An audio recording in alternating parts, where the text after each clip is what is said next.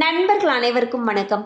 இன்னைக்கு நம்ம அந்த வீடியோல பள்ளி மற்றும் கல்லூரிகளுக்கு விடுமுறை என்ற தகவல் வெளியாகியுள்ளது. ஸோ அதை பத்தி தான் இப்ப நம்ம பார்க்க போறோம்.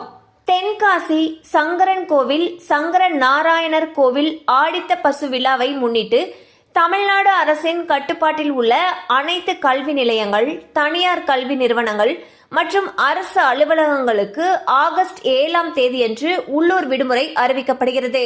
இந்த விடுமுறை அரசு பாதுகாப்புக்கான அவசர அலுவல்களை கவனிக்கும் தென்காசி மாவட்டத்தில் உள்ள மாவட்ட கருவூலம், சார்நிலை கருவூலங்கள் மட்டும் குறிப்பிட்ட பணியாளர்களுடன் செயல்படும் என்று தெரிவிக்கப்பட்டுள்ளது. உள்ளூர் விடுமுறைக்கு பதிலாக தென்காசி மாவட்டத்தில் உள்ள அனைத்து அரசு அலுவலகங்கள், பள்ளி கல்லூரிகளுக்கு ஆகஸ்ட் 23ஆம் தேதி சனிக்கிழமை வேலை நாளாக இருக்கும் என்று அறிவிக்கப்பட்டுள்ளது.